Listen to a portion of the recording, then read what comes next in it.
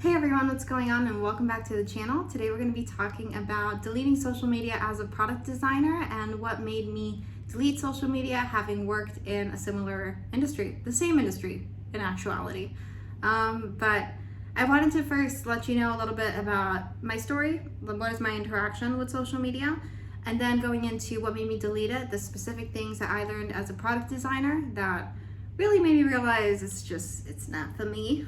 And then going into some cool action items that if you want to delete your social media or you're thinking of getting rid of some of them, you might have a little bit of an easier time using these techniques, and you might not even have to delete it. It might actually help.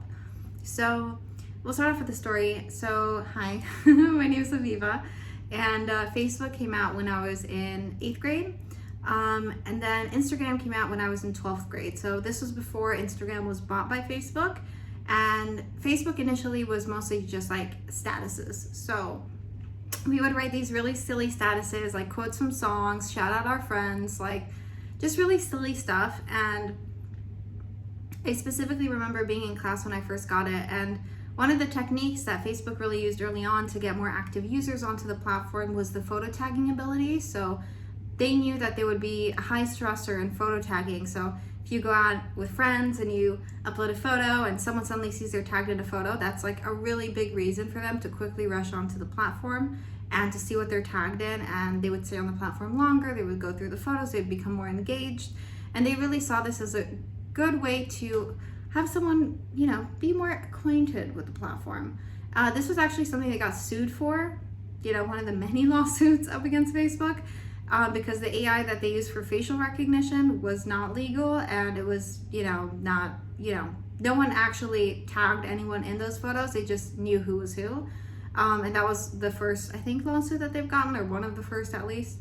There's a lot, to be fair. But I really remember I remember being very active. Like, I think that is a personality trait, actually, when it comes to social media platforms, that some people are just more active users. There's actually a statistic that 90% of users are actually just lurkers. So people that consume content but don't really post much, or I think most people in general just don't really feel comfortable posting actively on social medias. That was something that TikTok really prided themselves in when they came out. They said that they've broken that barrier that other social media platforms haven't been able to break, and that they've lowered the percentage of people being lurkers and have managed to make more people active users. And Facebook initially, I remember being just super active. I was posting, I was making statuses, tagging people, actually getting other people involved because I was tagging people as well. And then when Instagram came out, I remember I was uploading photos of myself. In hindsight, it's kind of silly. I was shouted out on a lot of pages, like being, a blonde woman from the Middle East. In retrospect, I guess I don't know. It's interesting when it comes to like consent of someone like sharing your photos. Back then, it was definitely like not even a thing that people knew. Like the term shout out, I don't even think really existed back in the day. But because of those things, my socials actually grew to be like a good size. And in ninth grade, I was known as the girl that had like social media. And I think that was actually kind of hard for me because I didn't have a fully developed sense of self. I became really anxious about how I was perceived online and like credit, I guess, for some of like random creative ideas I've had that I would feel like ownership over, if that makes any sense. I would have friends, we take photos together at high school. That's like what we did. But then they would like ask me to post it on my socials, and then it would be offended if I posted a photo with someone else but not with them, as if I owed anyone anything. And I remember just kind of feeling like, wow, I think I'm being used for my following. Like, it was really weird. And I didn't like that. And I kind of made a pact with myself. Like, I wasn't going to upload any photos with anyone. My socials look super downsized because of it. But I think in retrospect, that was a really good thing to get in the habit of doing, where even if everyone else is taking photos and uploading to socials, I tried actively not to fall into that pattern. That being said, I was probably the highest consumer and poster out of my friends, and I think I developed an unhealthy relationship with social media. I then went into the military, and in the military I wasn't very active. And then coming out of the technology division that I was in, I went into product design. And going into product design, I really started to understand a lot of things about social media. I wrote down a couple of them that I really wanted to go over, but I think, one of the first things that I think people don't always address when they say, teens and suicide and all these like really hard things that are happening to people because of social media addiction, I think one of the biggest things people don't take into account is the algorithm. The user experience is so determined on the algorithm, and oftentimes different social media platforms will prioritize different things. So in Facebook, for example, it really prioritized engagement, which just meant, comments and likes and people spending time on a post, because the longer you stay on a platform, the more ads you consume. And as this information has become, I think, a little more like mainstream and popular, and people are aware of this, the interaction between staying longer on a platform like Facebook to have more ads be seen, which means advertisers that put in money on Facebook, they get more bang for their buck. And all in all, it's just their business platform, right? But I think the other side of it is there's a relationship with the algorithm, which people don't really bring up. And oftentimes Facebook will tweak the algorithm, as was found in Frances Huggins, I think her last name is, her trials, where she talked about how as an ex-Facebook employee, she really talked and tried to stop some of the misinformation and just fake news and their impact on people. And she had found that Facebook was doing a really good job at creating divisions to deal with things and then closing them down right when things ended, legal lawsuits and things like that. And then even with the algorithm, like they tweak it to serve their best interests essentially. And it kind of shed a light on this situation that is currently going on within these companies, where they'll just freely mess around with stuff. And obviously like Snapchat and Instagram and all of them, they end up serving a little bit of different niches and their business model changes a little bit. But it's really crazy how a certain change in like a feature, for example, like Instagram introducing Instagram shops, has suddenly made such a big difference in the way the algorithm will show you good looking people. Because if you consume media that makes you feel lousy about yourself, you're gonna want a little booster pill, and you're gonna want that thing that's gonna give you that confidence. And for so long, that was the relationship we've had with ads. If someone makes you believe you have a deficiency of some sort or an illness of some sort, like in pharmaceutical companies, and then by advertising the illness, they actually are selling you the pill. Not that I'm saying that all pharmaceutical companies are like this, but that is actually a technique that is used in some countries where they're not legally allowed to advertise pills themselves, so advertise the illness. So there's, prompts for more people to think, wow, I might have anxiety, so I would take anxiety pills.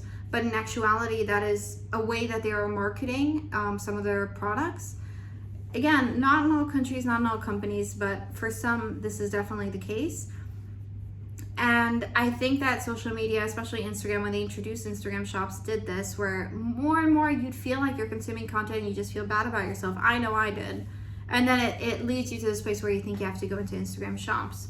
Now, for a little while, I was working also as a social media manager, and I was, consuming a lot of content, trying to find trends, trying to think of things that could compete, the hashtags to use, what is the next innovative thing, and you end up really feeling almost like you're watching stocks, like that this thing is going up and down and you always have to stay on it. And I think I got to this point where it was like, there is so much to keep up with. There is so much information. There's not enough hours in a day. Like, I don't even know how to manage this anymore. And I just realized, like, I'm going to quit that and I'm going to quit that. I'm just not going to deal with these platforms anymore.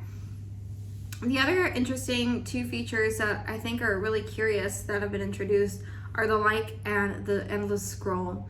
And I think they're really interesting because those are actually some of the two main defining features that make the business model and these platforms successful. Like, there could essentially be a social media platform where people pay to use it, but I think the thing that you get from social media platforms is that your friends are on there. But if you actually stop for a second and think about the social media platforms that you use, I am willing to bet that most of the content that you consume on some of them are from people that you've never met in your life, which I think is really interesting and really curious. That is something that TikTok did, and I believe it's out of this like wanting to get people out of the lurkership and more into the active users. The less you think the odds are of someone that you know seeing the stuff you do and it's more like anonymous and just in this pool of things, you feel more of a safety to actually go out there and post something that maybe you think your friends would feel a little bit of judgment about, or something like this or that.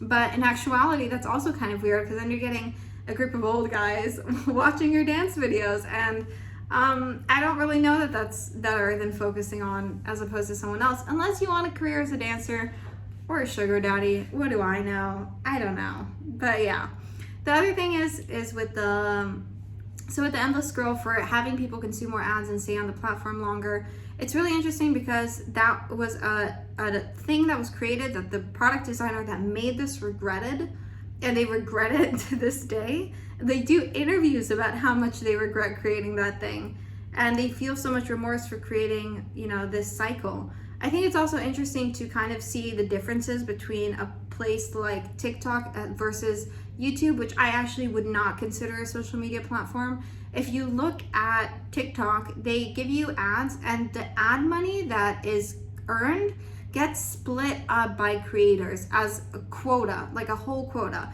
On YouTube, if you make good content and ads are being played on your videos, you're making more AdSense per the videos that you produce, per the people that come to your specific video. But because on TikTok, it's just like a feed, there's no way to really divide that and to understand which ads do you attribute to which creator. So even as the creator standpoint, like, the business model does not serve the users on TikTok. If you also look at the like button, the person who created that hasn't gone out and said that they regretted it. It was an employee at Facebook who came up with this. But that way to show social approval is something that really ended up changing, and I think is morphing our society. And as someone who enjoyed a nice little like button and dropping a like every now and then, is this a good time to plug liking this video?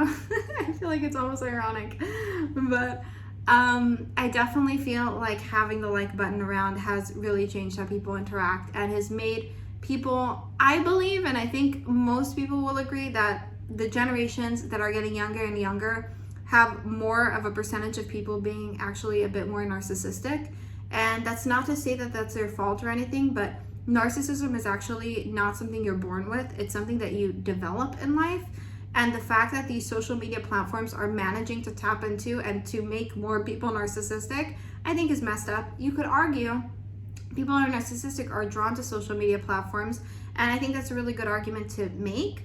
But I think that those arguments are primarily also made by people who are typically older and have not grown up with these platforms.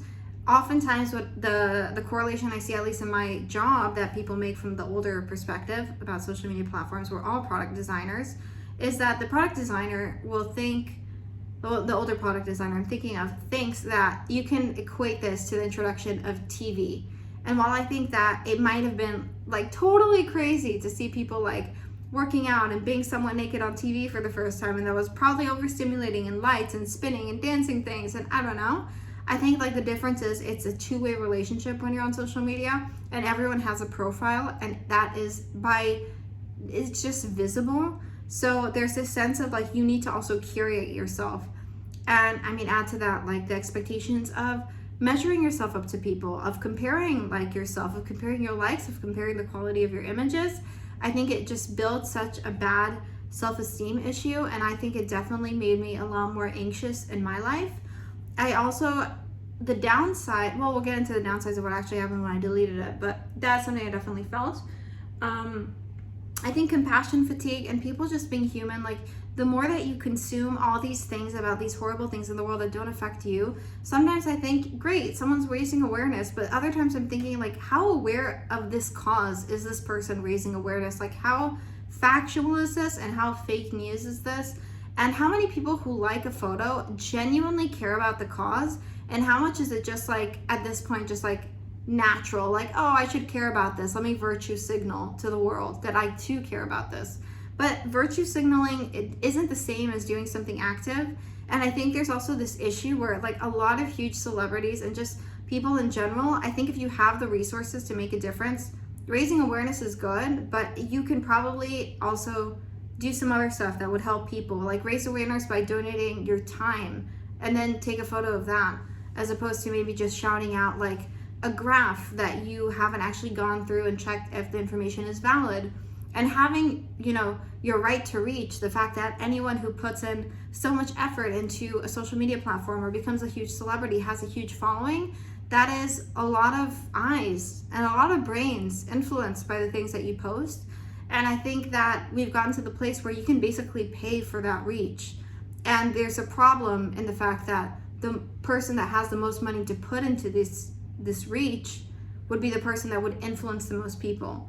I mean, that's what they did back in the day in political campaigns, but back in the day, not everyone could create a political campaign about everything. And obviously, there's so many movements that have been really blessed by this, but I think it's important that we also distinguish, even if we know that there has been good effects, we have to think in perspective, how many posts like that do we see a day on these apps? And do they actually affect us? And do we actually know that they're factual? And if we were to go fact check it, would we actually find that it's legitimate information? So I think that that's also affecting people's humanity in a little bit, and just this constant need to check up on your socials, check how it's doing, having this persona of yourself online. I think that is just very curated, very edited, very unrealistic. I think that takes away the humanity sometimes of people, and I notice that with people that are more on these platforms and I hope I'm not sounding really conceited for saying this, but I definitely notice this in the younger generations, that I don't feel like it's a two-way conversation anymore. I feel like something has changed, and it's not with everyone, but I definitely I feel like since those years at high school, I can notice when that age drop happened and that two-way conversation stopped being so two-way. And I think that the Penduski that we've recently had hasn't really helped with that, and people have been more isolated. And the mental shortcut that our brain naturally wants to take is to put in the least amount of effort. So the fact that you have this way that you can be social that is so much easier than going out and meeting people and putting in the effort and building those skills. I mean, we've had those skills because we needed to populate the earth and build a community and date people and populate, as I was saying. But then with social media apps, suddenly you think those equate. But even if you have a great connection with someone in the DMs, you'd really just start step one when you meet face to face.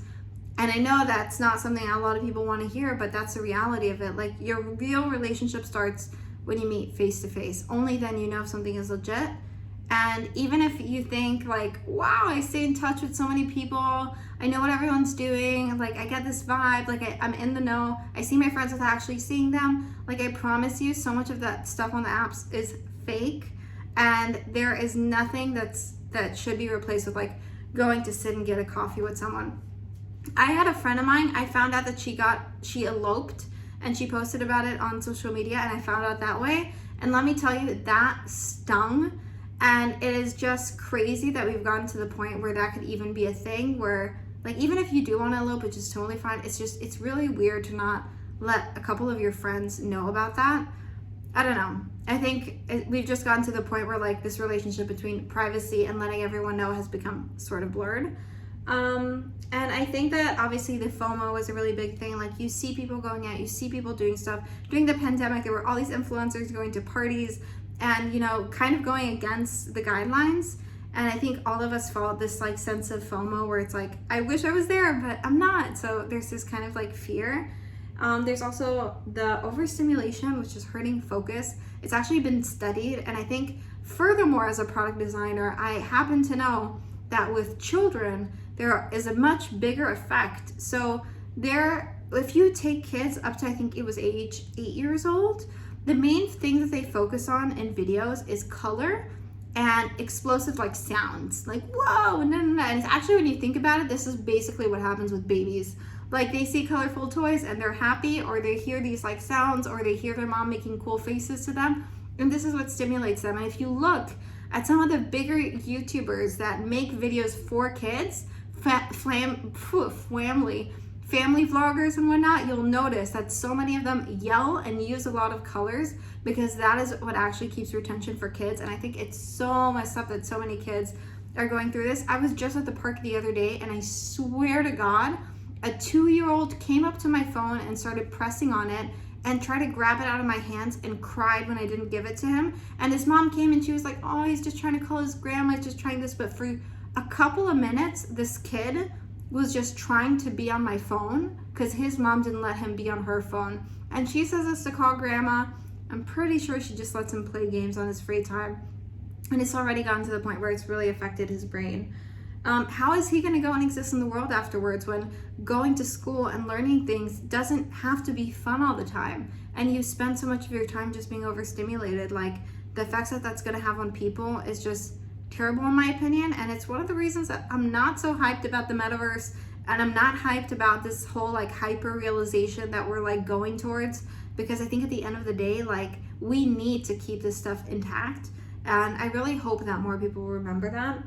Another thing is hype trains and trends. Like, people will look online and see like a really big trend, or someone's canceled or whatever, and they think like by default this is like a big thing. But by nature, things that succeed on social media platforms are hyped by a big amount of people engaging or spending time watching it. And that doesn't mean hype is necessarily real. It's just, it's something that serves the people and it serves the algorithm, and that's why it's there. And it doesn't mean it's actually necessarily valuable. Also, trends fade. So even if you've been recommended the Johnny versus Amber Heard post a million times, it doesn't mean that it's actually something that's going to affect your life if you watch it. But I mean, to each their own. That's something I got advice from a friend where I was on social media too much, and they were like, you have to really start considering like how much of this is actually affecting you. And in all honesty, none of it was affecting me. So the last thing from the product design thing is the echo chambers that are created. These platforms, if you go and you take a phone of your friend or your twin, like, you could be literally the closest people in similarities, and you just mess around with their feed, you'll find that you get bored very quickly, although you think you're very similar, because the things that the algorithm learns about you is very specific to who you are as a person. And by doing that, you actually realize that the same things don't stimulate you. They don't keep you on the app.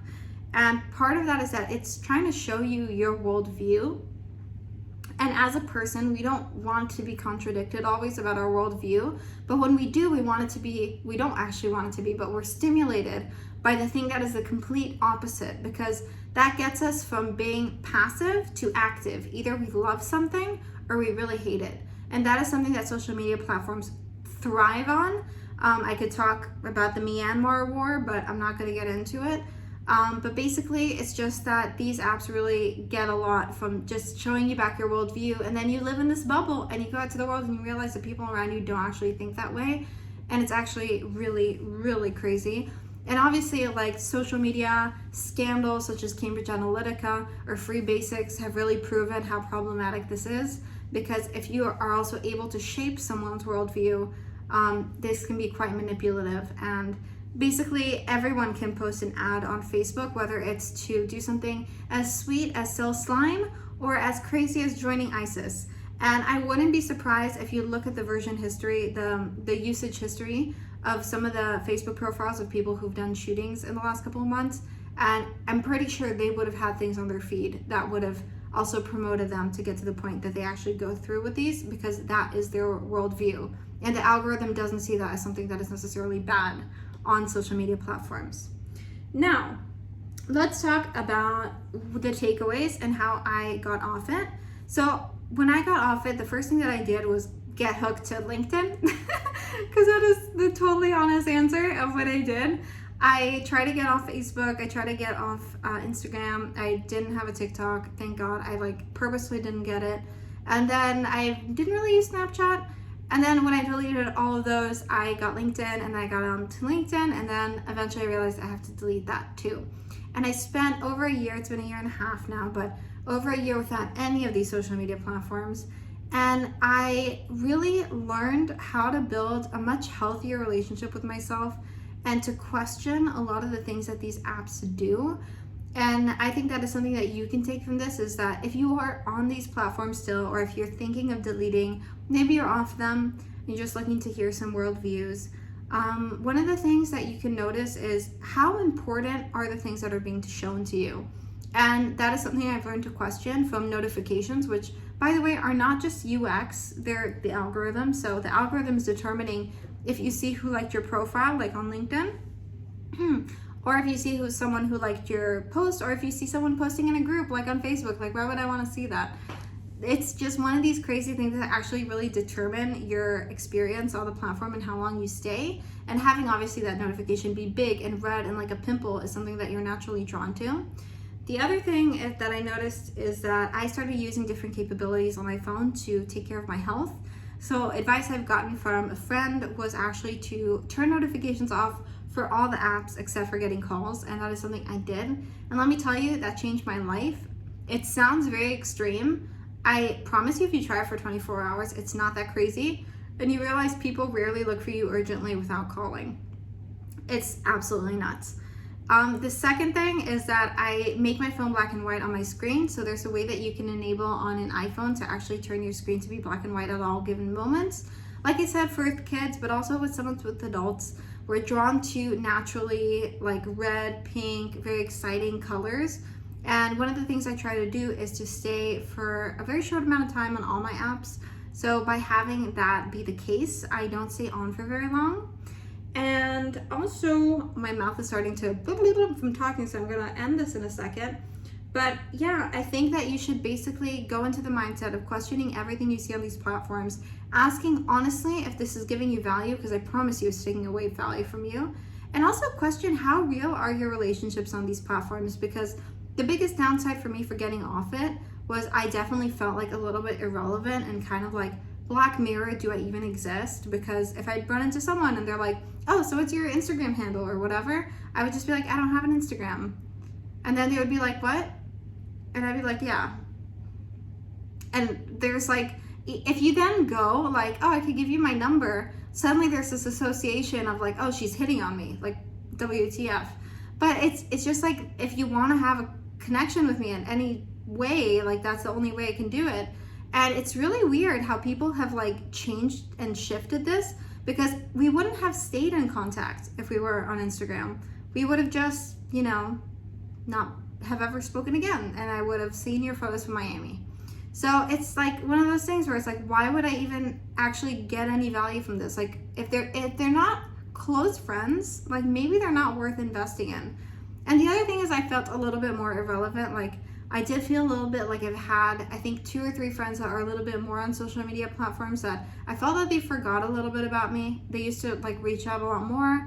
They used to like my photos a lot, comment a lot, and we'd talk in the DMs a lot and make plans like that. And things have changed when I got off the platform. But at the end of the day, I think like it's more important that you build lifelong relationships with the people who you put an effort for and they put an effort to you. I also really prioritize having, they say, the sum of the 5 people around you is who you are. I strive to have 5 boss people around me at every given point. And part of that is having people that have a really good mindset. And frankly, it's really hard to succeed in this world if you don't remain focused. And I find that the 2 hours that could be spent on Instagram are just so valuable to pursuing your dreams and actually making the most out of your life, because when you're 80 years old on your deathbed, you will not be thinking about scrolling on your phone. You'll be thinking about going out and doing a picnic or taking a trip or doing something really cool. The other downside that I actually felt was I think I had less external cues for working out and for doing yoga. But at the end of the day, you can develop a really good routine in 3 weeks. So if you get over the hurdle of 3 weeks, I assure you that you can make it work. So as a UX designer, I can tell you that some apps are better than others and not all apps are equal. But I would definitely stay away from Instagram, Facebook, and very much so TikTok, because for every extra dose of stimulation you're getting from something, it's almost like getting sugar. Like it's gonna make you fat at some point. So just think that the effects of indulging in those apps is having on your brain. And remember to try to practice mindfulness if you can. Focus on your breaths. Focus on the people that are in front of you instead of on yourself when you're having connections with people. Because I feel like that is one of the biggest things I can noticeably tell that has changed. And take care of yourself. Your brain comes first. You have your brain, you have your body, then you have your soul. So prioritize them all because they're all important. And focus on what you have control over, which is your mind. So big love to you guys. I wish you a good day. And if you enjoyed this video, let me know in the comments.